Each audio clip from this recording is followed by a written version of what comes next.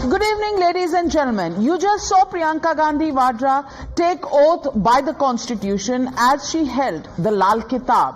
She swore to uphold the principles of the Samvidhan on the floor of Parliament.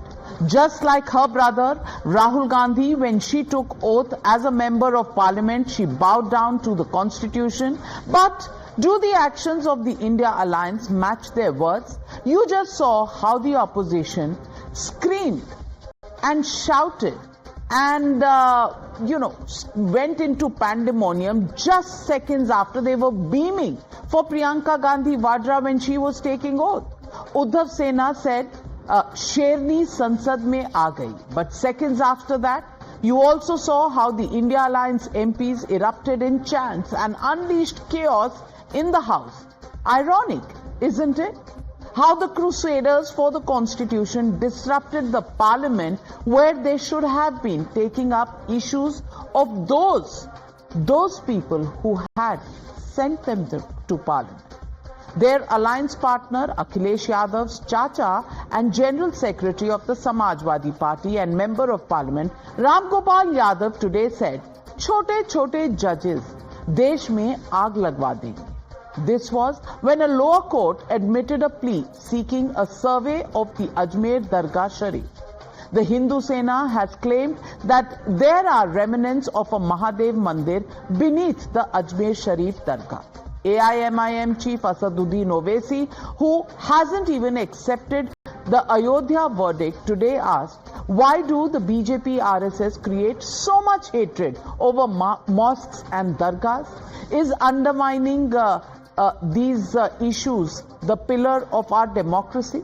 The judiciary questioning its independence going to save Samvidhan is a question many are asking tonight. After losing the mandate of Maharashtra, did the Congress say of the people, by the people, for the people? It's something they said when Priyanka Gandhi Vadra took oath, but not for Maharashtra. No, not at all. They blamed the EVMs and the Election Commission of rigging the polls. Today, as a Congress and JMM Sarkar took oath in Jharkhand, the EVM doubters were conspicuously silent, standing together for a photo op. Watch how the India bloc put up the show of unity in Ranchi. Rahul Gandhi, Akhilesh Yadav, Mamata Banerjee, Udaynidhi Stalin, Arvind Kejriwal, Tejasvi Yadav were all in attendance and all believed in the Constitution and the EVMs in Jharkhand. Today, Uddhav Sena's Sanjay Raut isn't saying jiska EVM uski democracy for Jharkhand. Today, the BJP is now asking the duplicity over the EVMs. Is the opposition saving democracy, or are they using it as a prop to further their own political agenda? In their zeal to bring down Modi, are they willing to politicize the red book on which they swear? Watch and decide for yourself. इस तरह के जजेस भी छोटे छोटे जजेस बैठे हुए हैं जो इस देश में आग लगवाना चाहते हैं। देश में आग लग जाए इनसे कोई मतलब नहीं, सत्ता में बने रहें बस। 800 साल से दरगाह है ख्वाजा अजमेरी की, आखिर क्यों इतनी नफरत पैदा कर दिए बीजेपी आरएसएस वाले मस्जिद दरगाहों के ताल्लुक से? प्रधानमंत्री नरेंद्र मोदी खुद चादर भिजाते हैं। प्लेसेस ऑफ वर्शिप एक्ट तो इस्तेमाल ही नहीं हो रहा है। लोअर कोर्ट आखिर प्लेसेस ऑफ वर्शिप एक्ट को क्यों नहीं सुन रही है? जो सियासत नरेंद्र मोदी और आरएसएस कर रही है उससे देश कमजोर हो रहा है, उससे भाईचारगी कमजोर हो रही है, रूल ऑफ लॉ कमजोर हो रहा है। People should not presume that the judiciary should be performing the role of the opposition in parliament or the state legislatures. Too often there's a misconception that the judiciary has to play the role of the opposition in legislatures, which is not so. We are here to scrutinize laws. Sample the opposition's checkered past with the constitutional body. Rahul Gandhi has declared that BJP controls ED, CBI, bureaucracy and judiciary. Mamata Banerjee has questioned the Kolkata High Court after it scrapped OBC classifications. She said this is BJP's verdict.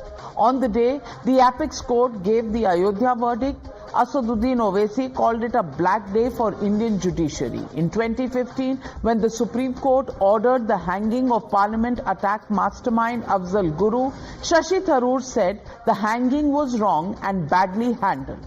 So, ladies and gentlemen, the Motorola legitimate question we're asking on the Newshour tonight: who's using the Samvidhan as a prop? That's the question, and that's the debate coming up on the other side. You're watching the News Hour at 9. Debate number 1 on Times Now. Super Prime Time. Joining the debate tonight, Shehzad Poonawala, national spokesperson of the BJP, Harshvardhan Tripathi, senior journalist. Also joining the debate, Anurag Bhadoria, national spokesperson of the Samajwadi Party, Tehseen Poonawala, political analyst, Siddharth Sharma, spokesperson of the Aam Aadmi Party, Vivek Srivastava, political analyst. My first question goes to Tehseen Poonawala. And Tehseen Poonawala, I want to ask you, silence when Priyanka Gandhi Vadra is taking oath. Fair enough, good time to remain silent, and matter of pride for this country as another woman enters parliament and takes oath. But she held the copy of the constitution in her hand. The minute her oath ended, we suddenly saw the entire opposition erupting in pandemonium, no regard for another member of parliament who was to take oath, no regard for him. Only Priyanka Gandhi Vadra was important, and then there was pandemonium. I want to ask you, is this holding really the constitution up when you allow the parliament to not conduct business for days on end? This entire week we haven't seen the parliament functioning at all. I want to ask you, in Jharkhand, you saw the entire India Alliance coming together for a photo op. But that election was also won on the basis of EVMs. Why was the EVM issue not raised there? Or is it acceptable there, but in other places you have to go by Sanjay Raut's statement, jiska EVM usi ki democracy? So EVM was belonging to Hemant Soren in Jharkhand. Has this entire issue become a farce for the opposition? Has the constitution only become a prop for whatever picture opportunity you're looking forward to? Thank you, Navika ji, for having me on the show. And the onset, it is really good to see Priyanka Gandhi Vadra ji in Parliament. The more the women, the better, because women make the world a better place. There are two issues that I want to draw your attention to. I will not I don't take Sanjay Raut seriously. I don't think any of us take Sanjay Raut ji seriously. Let me just give you the election commission numbers. When polls in Maharashtra shut on the 20th at 5 p.m, the total voting percentage was 58.22, which then increased to 65.02 at 11:30 p.m. on the same day. And before counting, this increased to 66.05%, which was a total of 7.83, 6.80 and 1.03%. Now, could you please tell me any other poll in the history of our country since when EVM has come, 5 p.m. voting close, and when the the votes have been counted, a 7% increasing poll, any other poll, which is approximately 75 lakh votes. Second thing, in the 2024 Lok Sabha elections, there was a counting discrepancy in 537 of the 543 Lok Sabha seats that went to polls. A counting discrepancy in 537. To date, Election Commission of India has not given us an answer. I am not saying EVM should go. I support the EVM. I have two questions. How come this discrepancy? Now, if this discrepancies and 75 lakh people have voted after 5 o'clock, the Election Commission of India's guideline says that 5 o'clock when polling is shut, whoever extra votes are being polled, they should be videographed. The video evidence should be preserved by Election Commission and should be submitted to whichever political parties ask for it. Where is that video evidence? We've been asking for it. There's a silence on it. If 75 25 lakh people voted after 5 p.m. And as on your Hindi show, Sudhanshu Trivedi ji said, per poll there is per booth there's approximately 1,000 people, and it takes about even a minute for people to vote. Till what time did voting go on? Where were these people coming from? Where is the videography? Poonawalla, I understood your point. I've understood your point. I want to know how many complaints have been filed so far. Results came out on the 23rd of November. How many results were, how many complaints were filed? And Shehzad Poonawalla, the question we are filing is, them now. The question, you didn't have time. Yes, You didn't have time for 5 days. No, it's not that. You're filing them now. It's not that. Shehzad Poonawalla, they're present. All polling agents are present in every booth. Not one complaint so far. Now 5 days, 6 days later, they will file. After all, in the meanwhile, they can condemn Constitution and EVMs and Election Commission. Navika, संवैधानिक संस्थाओं का अपमान, यही तो कांग्रेस और India alliance की पहचान। मुझे केवल let me just tell you the last 3 days how they have insulted the constitution. When the president was the अध्यक्ष ऑफ द संविधान दिवस सभा, at that time Rahul Gandhi insulted the president. Then they did ECI का अपमान, saying that ECI बिका हुआ है, and they doubted the EVMs, even though the Supreme Court said that you can't choose the EVMs when you win the election and then say that we don't want EVMs when you lose the election. Ram Gopal Yadav ji today has said that lower court बंद कर दो, आग लगा देंगे ये लोग, which has been reiterated not ironically by AIMPLB. Then they have said during the entire election period we have seen how they have gone with Muslim reservation, vote jihad. All of this was against the constitutional spirit. So these are the people who put Parivar Tantra above Lok Tantra. They do not respect the constitution, and Congress has a long history of doing this. Isn't it true that the Congress imposed emergency? Isn't it true that the Congress imposed President's rule maximum number of times? Isn't it true that the Congress was opposed to the removal of 370, which basically means that constitution should be applied in Jammu Kashmir? Isn't it true that Congress has been boycotting Samvidhan Divas for all these years? Isn't it true that Congress party curbed for freedom of speech when it imposed the First Amendment? Isn't it true that Congress party made the judiciary crawl by putting the supersession of Justice Khanna with Justice Ray? So Congress has a long history of insulting the constitution. Today they are doing the exact same thing. Ironically, when you talk about hypocrisy, there are two hypocrisies. One is obviously Priyanka, Rahul and Sonia were very happily posing for the cameras. Out of that, Rahul and Priyanka, as pointed out by Harshvardhan Tripathi, are both the candidates of the Parivar who have won with the EVM. अपनी जीत जीत है और दूसरों की जीत fixing है। उसमें polling percentage कितना बड़ा, तहसीन Poonawalla today has come with a new excuse that polling percentage has risen. Tehseen Poonawalla, go and check the last 10 elections. Every election provisional data first comes. It is not official data because it is impossible to give the official data by 7 o'clock or 6 o'clock or 5 o'clock. So first it is a provisional data that this many people have casted their vote. It keeps increasing, it keeps getting updated, and then the final one is given the next day, which is usually a variance of about 7-8% if it has gone higher side. And there is nothing unusual in it. So Tehseen Poonawalla, after 99% battery excuse, has come to this, but leave that aside. I want to ask a separate question to the likes of Mr. Anurag Bhadoria. आप तो बोलते हो संविधान के साथ है ना आप, सर बता दीजिए कि लोअर कोर्ट का इतना बड़ा अपमान, फैसला जो भी आया सर्वे कोर्ट ने कहा था करने के लिए, आप कोर्ट का सम्मान करते हैं या कहते हैं कोर्ट की आग लगाने वाली है? और जो दंगाई है, जो दिख रहा है दंगा कर रहा है, जो पिस्तौल लेकर है, जो कट्टा लेकर है, उसके बारे में बोलते हैं उसको भड़काएंगे तो वो तो पत्थर फेंकेंगे। तो मतलब पत्थरबाजों का करना है संरक्षण और जो संवैधानिक पद है उसके ऊपर करना है हमला, यही इनकी मानसिकता है। अनुराग भदौरिया जी, प्लीज रिस्पॉन्ड। कमाल की बात है भारतीय जनता पार्टी की। लॉ एंड ऑर्डर अगर फेल हो रहा है आपका तो जिम्मेदारी विपक्ष की है।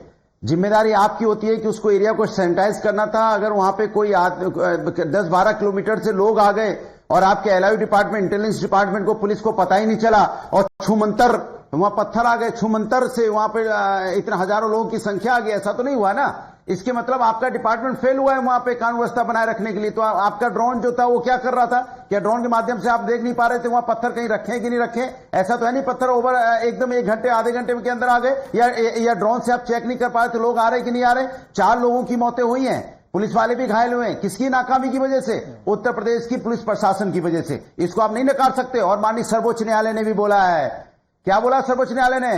कि पुलिस आनंद ले रही है, क्या बोला उसने कि पुलिस अपनी जिम्मेदारी नहीं निभा रही है, हमें इसको देखना पड़ेगा, इसकी हमें इसका जो कहते हैं ना, इसकी सजा भुगतनी पड़ेगी, बोला ना सर्वोच्च न्यायालय ने उत्तर प्रदेश पुलिस के बारे में बोला है। तो सवाल यह है कि माननीय सर्वोच्च न्यायालय ने जो टिप्पणी की है उत्तर प्रदेश पुलिस के बारे में, तो आप मानेंगे ना कि सही की है। इसी तरह से चुनाव में भी हुआ था ना, जिस तरह से 7 पुलिस वालों को सस्पेंड किया गया था, कुछ कर रहे थे, गड़बड़ हो रही थी, तभी तो सस्पेंड किया ना चुनाव आयोग ने। तो लगातार सर्वोच्च न्यायालय जब आपकी पुलिस सिस्टम पे सवाल उठा रही है, तब आप क्यों चुप हो जाते हो? जरा मैं पूछना चाहता हूं, बताइए सर्वोच्च न्यायालय सही बोल रहा है कि नहीं बोल रहा है? क्या सर्वोच्च न्यायालय ने जो बोला है वो सही है कि नहीं? आप तो मुझे सिर्फ इतना बता दीजिए, आप तो मुझे सिर्फ इतना बता दीजिए अनुराग भदौरिया जी, राम गोपाल यादव जी कह रहे हैं छोटे छोटे जज आग लगा रहे हैं, ये संवैधानिक है?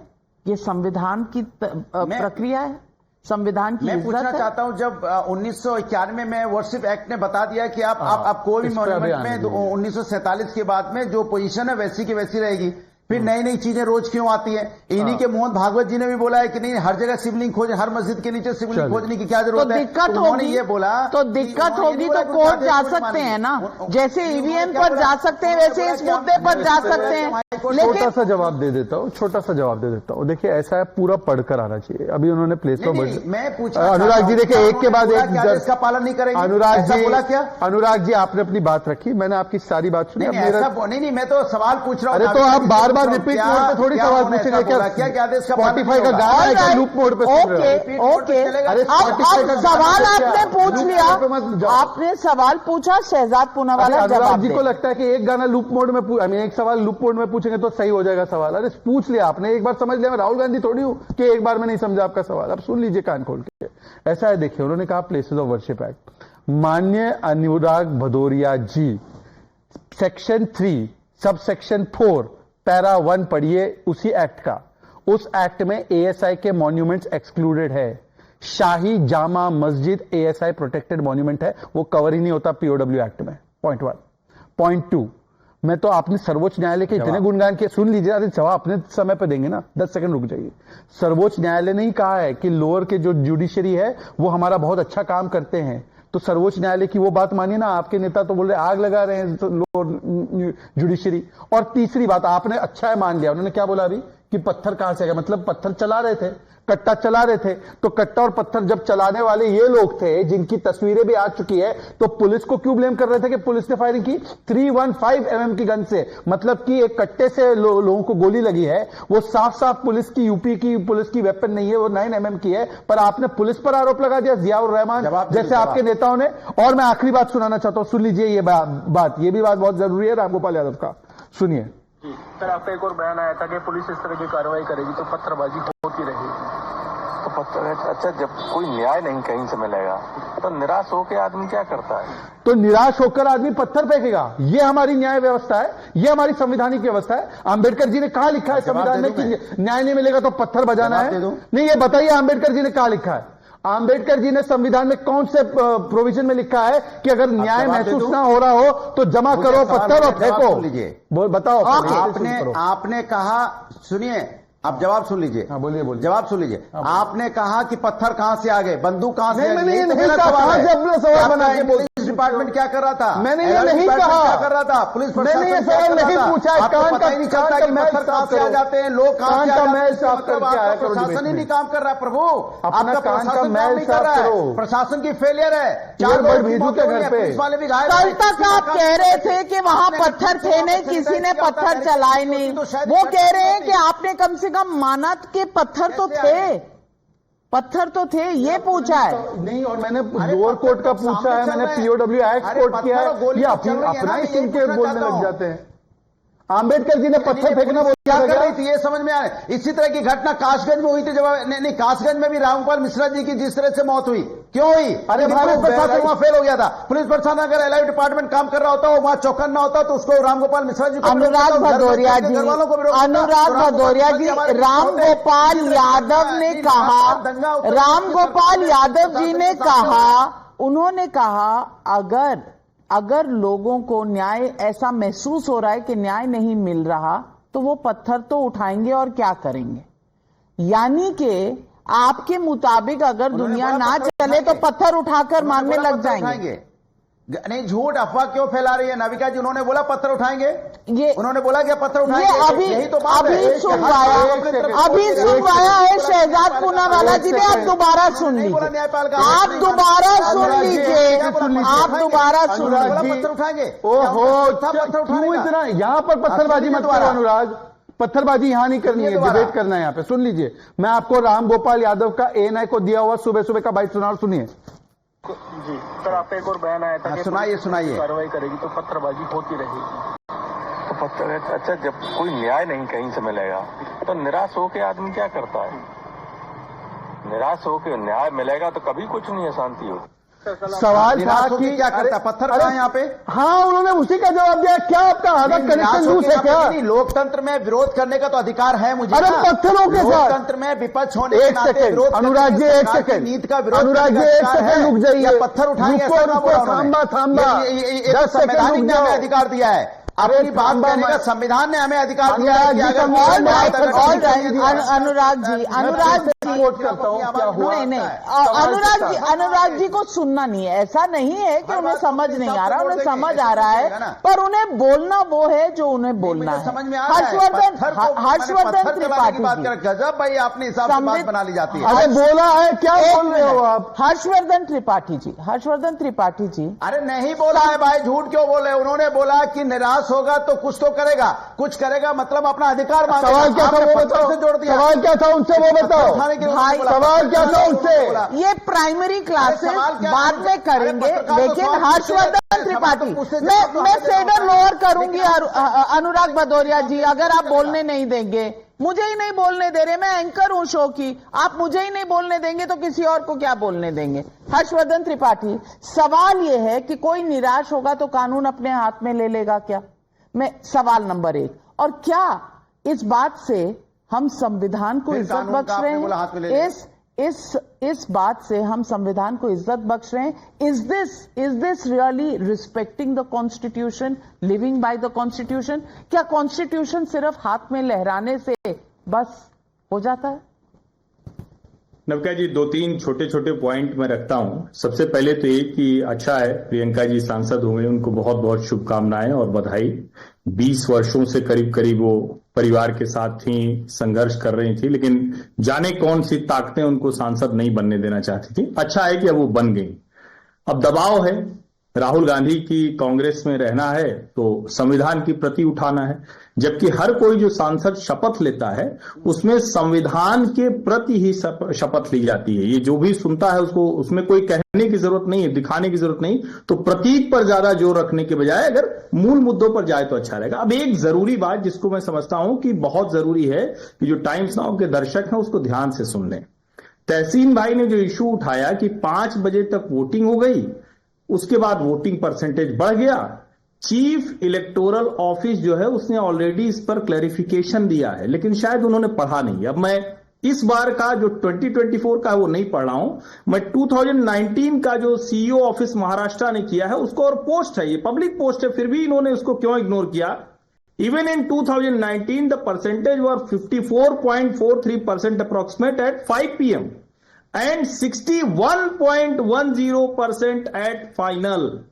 यानी तब भी 6 से 7% का फर्क था। ये भी पढ़ के नहीं आए, और मैं ये इसलिए इसको रोक के मैं बता रहा हूं कि आप लोग समझिए, इसी तरह से 2019 में, 2024 में लगातार झूठे वीडियो, झूठा उस प्रत्याशी की माताजी ने, पत्नी ने, बेटी ने वोट किया या नहीं किया, उनका वोट जुड़ा के, ऐसी ढेर सारी फर्जी अफवाहें चला के संविधान को अपमानित करने का काम ये लोग कर रहे हैं। संविधान को अपमानित करने का ये सीईओ ऑफिस का डेटा है, सबके पास है, पब्लिक डेटा है, मैं कोई इन्वेस्टिगेटिव रिपोर्टिंग करके नहीं आ रहा हूं। अब दूसरी बात, रामगोपाल यादव कह रहे हैं छोटे छोटे जज, मैं उस शहर का हूं जहां इलाहाबाद हाईकोर्ट है, प्रयागराज में, और जब हल्ला बोल हुआ था ना नविका जी, तो तो समाजवादी पार्टी के नेता कार्यकर्ता इलाहाबाद हाईकोर्ट के भीतर घुस गए थे। तो जो न्यायपालिका के प्रति इनका सम्मान है वो सबको पता है। पता नहीं उस वक्त अनुराग जी समाजवादी पार्टी के साथ राजनीति में थे या नहीं थे, लेकिन मुझे वो याद है कि कैसे वो इलाहाबाद हाईकोर्ट के अंदर घुस गए थे। और जज छोटा बड़ा नहीं होता है, न्याय की कुर्सी महत्वपूर्ण होती है। एक जगह से आप नाखुश हैं, गुंजाइश दी गई है कि आप दूसरे कोर्ट में चले जाएं, ऊपर चले जाएं। यही हमारे देश की संविधान की व्यवस्था है। हम कोई बर्बर मध्ययुगीन व्यवस्था में नहीं रह रहे। तो इसलिए ये दोनों महत्वपूर्ण बातें हैं। और जहां तक रही बात ये कि संविधान का कितना सम्मान कर रहे हैं, आप जो इनके अलग अलग पार्टी के नेता हैं उनकी बात देख लीजिए, इनका व्यवहार देख लीजिए। और जो सबसे महत्वपूर्ण है, अब जहां संविधान आगे इनको ले जाने वाला है, अब उद्धव ठाकरे भी इनके साथ नहीं रहेंगे, क्योंकि उनको लगता है कि ये उनके लिए कारगर नहीं हो रहे हैं सत्ता दिलाने में। तो जिस सत्ता के लिए संविधान, लोकतंत्र, सबको गाली कांग्रेस पार्टी के नेता राहुल गांधी दे रहे थे, अब उनके साथ न तो टीएमसी के लोग कुछ समय में दिखेंगे, न उद्धव के लोग कुछ समय दिखेंगे, अखिलेश जी भी शायद न दिखें। लेकिन कुल मिलाकर संविधान का नाम जरूर लेते हैं। संविधान को जो सम्मान देना चाहिए वो देने की कोई कोशिश इनकी तरफ से नहीं होती। Let me get in Siddharth Sharma, spokesperson of the Aam Aadmi Party. Siddharth Sharma ji, let me ask the Aam Aadmi Party.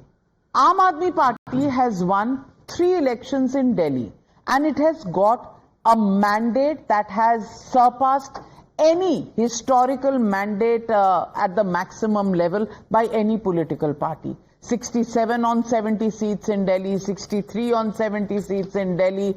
Punjab elections you have won. I want to ask you, do you believe in the EVMs or do you also reject the EVM? And if you believe in the EVMs, if you believe in the constitution, then why is every constitutional authority, constitutional process under fire from the India Alliance? And I want to ask you this question simply because the next state to go to elections is the state of Delhi. Will you believe the EVMs in that election or no? Well, Navika ji, I think the topic of your program is, if I'm right, is constitutional, has Constitution of India become a prop?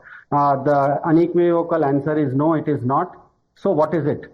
As far as EVMs is concerned, we have to understand one thing, that whenever an election takes place and there is an EVM in front of the voter, it has only a serial number, the name of the candidate, the symbol, and the photograph. It does not have a political party's name on the EVM. The ballot paper does not contain the name of any political party.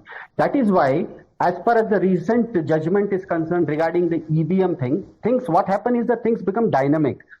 Recently, just before the Lok Sabha elections, on EVM, certain judgments have come in the Supreme Court, constitutional bench judgments, which state that certain people, if they are unhappy with the counting process or whatever process, there is a certain process through which individuals can and they have a right to appeal. So I think in the change scenario, since it is not the political parties will be the appellants, it's up to the candidates. Everywhere there are candidates, only one candidate wins and there might be 15 other candidates. All of them have this right to appeal. Right to appeal. I think that process is a new process as far as this is concerned, because this new law has come into force only prior to the Lok Sabha election. So it will take time how people will appeal in that. Now, regarding the constitutional debate, that's the main topic of today. Well, there is a saying that well begun is half done. If that is so, then the converse also holds true. Article 1 of the Constitution says India, that is Bharat, shall be a union of states. But in the last 10 years, during the BJP's rule, the number of states have diminished and the number of union territories have increased. BJP's then Deputy Prime Minister, Mr. L.K. Advani, had moved a parliamentary resolution for full statehood of Delhi, but the BJP government overturned the constitutional Supreme Court ruling on freedom of Delhi government. Now, Constitution provides for pre-discussion in Parliament, and that is also unfettered by even courts, yet the BJP doesn't allow discussion on Adani scam, which brought global infamy to India just because it would embarrass it. Now, Constitution, I think, is a document of checks and balances, but BJP views it as a document of power, which is why it fell between the two stools of 400 par and 200 par and ended up on two crutches.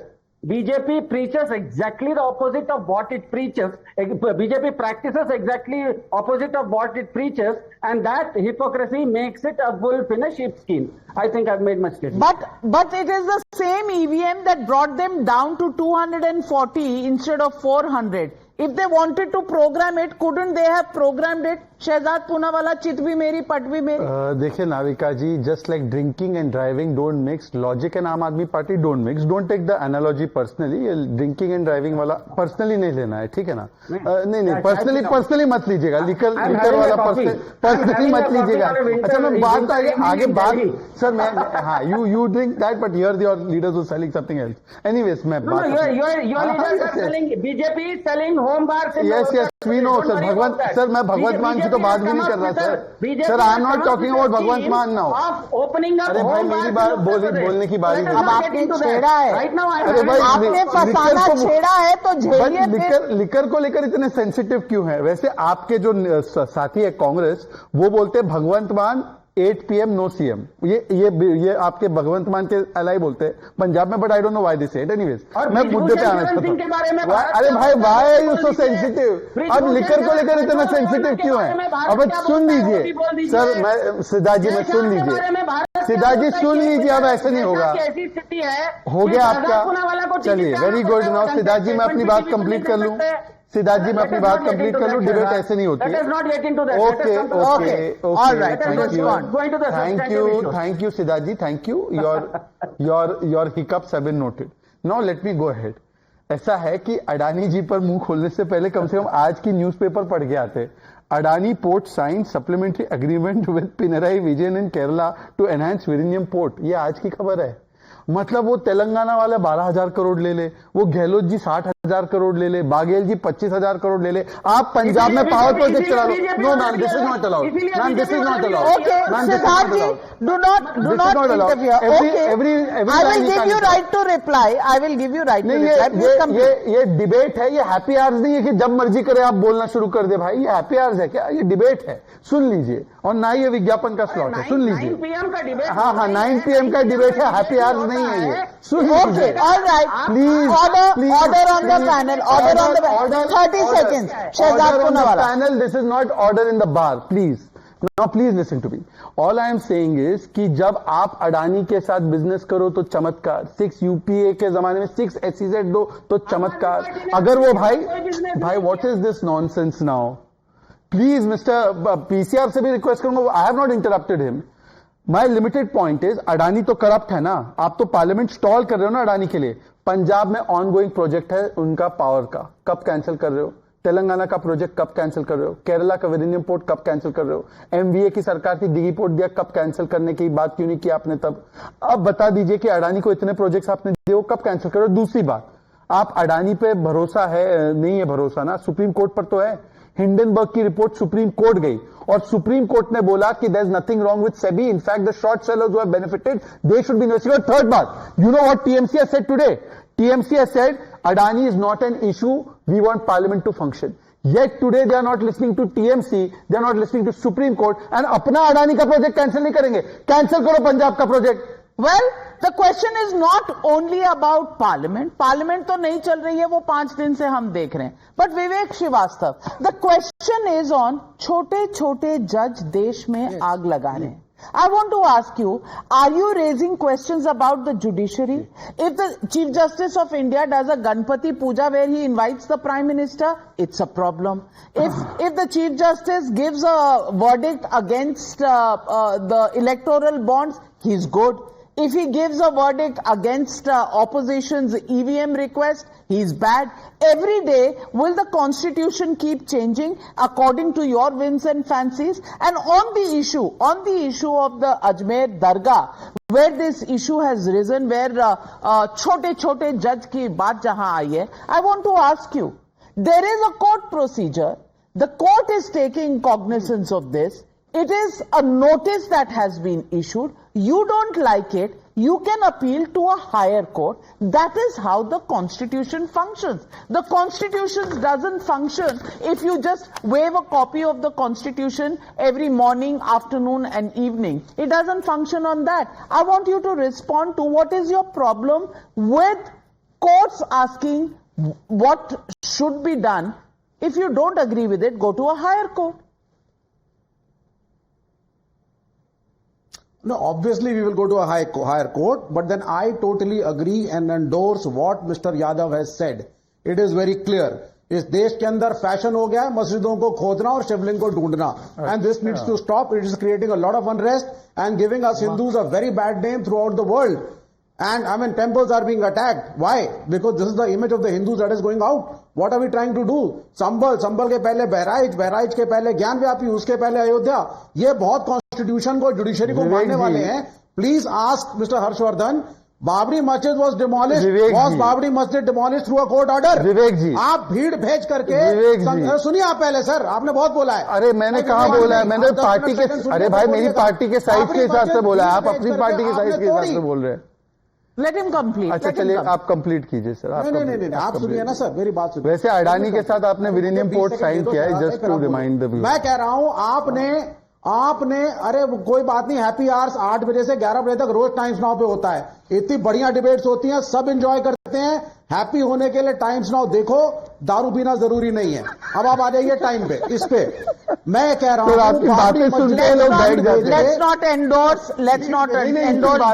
drinking on national television. सुन के लोग बैठ जाते हैं. Please, सुन लीजिए. अब sir आपने ऐसा बोला है तो, and any legal ramifications will be borne by Vivek Srivastava alone, and the channel takes absolutely no responsibility for his happy speaking. No, I have said, he's in high spirits. Nothing. He's in high spirits during the debate. No. I have said that for happy hours, please watch 8 to 11 all the debates. Enjoy yourself. Be happy. You don't need to drink. This is very good, very good. Now can I come to the topic? All of us over here. No, but none of us. May I come in on this? And on a serious note, Vivek Srivastava, you are saying कि दुनिया में नाम खराब हो रहा है India का. Everywhere masjids are being dug. May I tell you, on account of Waqf in Varanasi, a 118-year-old college has now been claimed as it is a Waqf property. उससे तो आपको कोई दिक्कत नहीं होगी ना. वक्फ के नाम पर आप ले सकते हैं कुछ भी, और कोई सवाल पूछ लिया तो कॉन्स्टिट्यूशन के खिलाफ है. क्यों Harshvardhan Tripathi? Isn't that the argument? There is a procedure for that.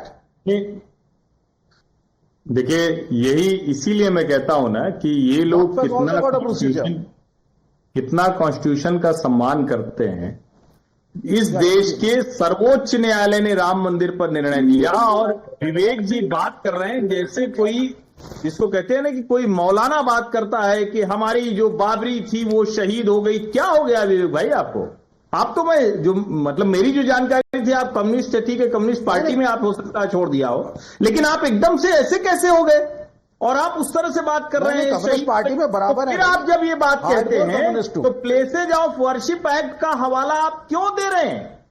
आप दोनों बात नहीं कह सकते ना. आप राम जन्मभूमि पर बाबरी को आप सही, हम दोनों बात कहेंगे. भीड़ भेज करके मस्जिद तोड़ते हो तब जुडिशरी नहीं आ जाती. सुप्रीम कोर्ट तक का डिसीजन आ गया, तब जुडिशरी गई भाड़ में, तब जाओगे तोड़ दोगे मस्जिद, तब नहीं सोचोगे. नहीं भैया, विवेक जी आप भाड़ में भेज सकते हैं, मैं न्यायालय के लिए ऐसी बात नहीं कर सकता हूं. मैं यही कह रहा हूं, आप लोग उत्तेजित होकर कुछ भी बोलते हैं, आप कोर्ट को कुछ भी बोल देते हैं, आप संसद को कुछ भी बोल देते हैं.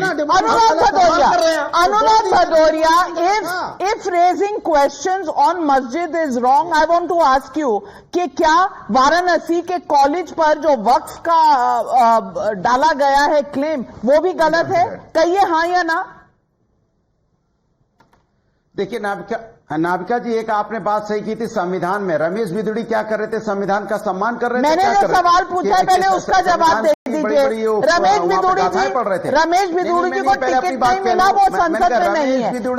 आप मेरे सवाल का जवाब दीजिए. वक्त में जो क्लेम डाला जाता है वो सही है, इस्तेमाल कर रहा था, वो नहीं क्या संविधान का अपमान नहीं कर रहा था? Shehzad Poonawalla, why is he running away from the question? कि आप अगर मुझे, अरे भाई रुक जाओ अनुराग, रुक जाओ, हो गया आपका. व्यवधान करना बंद करो. सरकार में सस्पेंड किया गया. आप बताइए, वो संसद का वो सम्मान हो रहा था, सम्मान हो रहा था। ऑल राइट, फिर वो वापस भी आ गए। You are not responding on Varanasi, Shehzad Poonawalla. कृपया करके एक दूसरे के ऊपर ना बोले। देखिए, सिर्फ मैं इतना कहना चाहता हूं कि अभी विवेक जी ने मस्जिद की बात की। विवेक जी, ये हिमाचल में मस्जिद अवैध थी, ये बात क्या बीजेपी ने उठाई थी या एक अनिरुद्ध सिंह नाम की कांग्रेस के मंत्री ने? और मुझे बताइए, विवेक जी का double standard. Places of worship act का पूरा सपोर्ट करेंगे, जहां पर नाविका अगर कहे कि यहां पर मेरी अमुक प्लेस ऑफ वर्शिप है, वहां पर मैं नहीं जा सकती, मुझे अधिकार होना चाहिए कोर्ट में, नहीं, नो अधिकार। पर अगर कोई मियां इकबाल हो और वो बोले ये वक्फ की प्रॉपर्टी है और वक्फ का क्लेम मैं करता हूं, तो वक्फ अमेंडमेंट एक्ट जो 90s में आया था उसका पूरा समर्थन है। मतलब वक्फ जो चाहे क्लेम कर ले, और प्लेस ऑफ वर्शिप एक्ट में हिंदू जो चाहे अपने जो जगह है प्लेस ऑफ वर्शिप का, उसको वो कोर्ट तक भी ना ले जाए। यही कम्युनिस्ट थॉट है। कम्युनिस्ट थॉट यही है। Ladies and gentlemen, when it comes to the constitution, you've seen both sides. You've seen both sides. Constitution cannot just be an item of display used as a prop. Constitution has to be followed in letter and spirit. And when it comes to the letter and spirit, the gaps are visible to anybody with the bare eyes. So who's standing up for the Constitution? And who's using it as a prop? Just everybody knows this. Why is everybody using this only as an election slogan? I at least don't understand. We'll leave it at that. Thank you very much to my panelists joining me on debate number 1. On the other side, ladies and gentlemen,